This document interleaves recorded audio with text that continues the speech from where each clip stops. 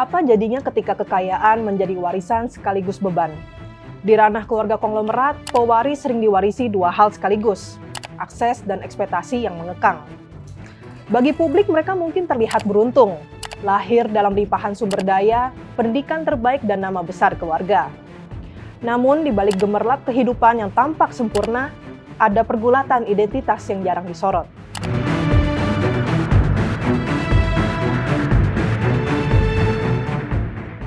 Seperti apa rasanya menjadi pewaris nama besar ketika setiap langkah kita selalu dibandingkan dengan generasi sebelumnya? Pertanyaan itu tak asing bagi generasi pewaris bisnis besar di Indonesia.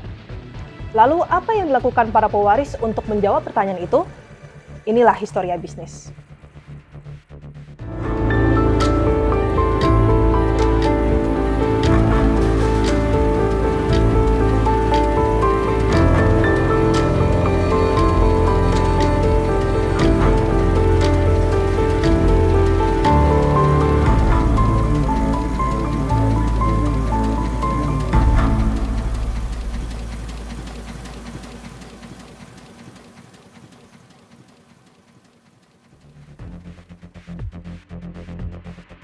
Di awal 1990-an, ketika ekonomi nasional sedang menggeliat dan para taipan sedang menancapkan kekuasaan bisnisnya, media mulai menyoroti fenomena baru anak-anak konglomerat.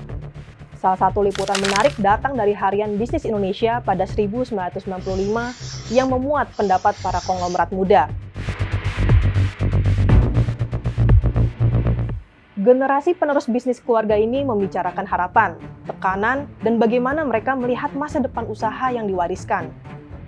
Beberapa di antara mereka tampil blak-blakan.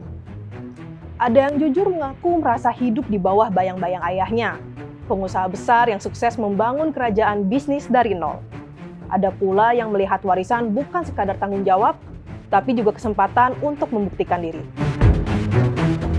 James Riyadi, CEO of Lipo Group, mengutarakan kebanggaannya kepada sang ayah, Mukhtar Riyadi, yang merupakan pendiri Lipo Group. Dia menggambarkan ayahnya seorang pekerja keras yang jadi simbol kepercayaan publik.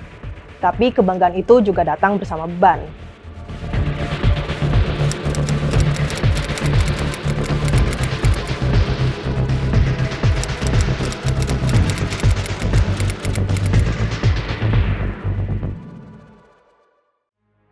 Ada juga Susi Darmawan Hutomo, putri dari Hari Darmawan, pendiri Matahari Department Store.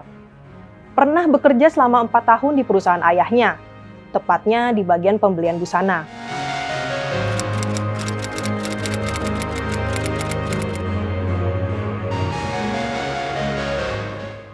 Di sana bukan posisi nyaman yang didapatnya, tapi malah perasaan terkekang.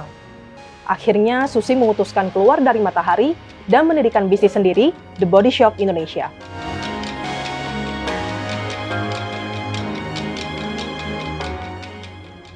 Lalu Nugroho Budi Satrio Sukamdani, anak lelaki pertama dari pengusaha hotel dan properti besar Sukamdani Sahid Gito Sarjono.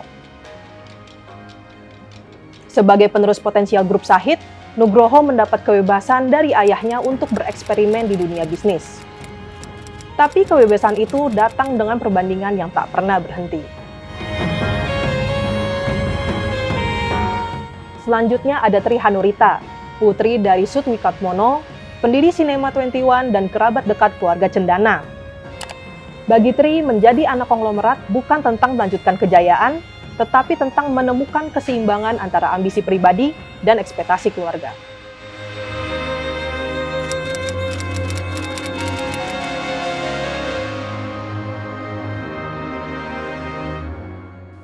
Empat kisah ini memperlihatkan lahir di keluarga konglomerat bukan jaminan hidup tanpa beban. Di balik nama besar dan kekayaan, ada tekanan yang tak selalu terlihat. Ekspektasi untuk melanjutkan kejayaan sekaligus kerinduan untuk menjadi diri sendiri.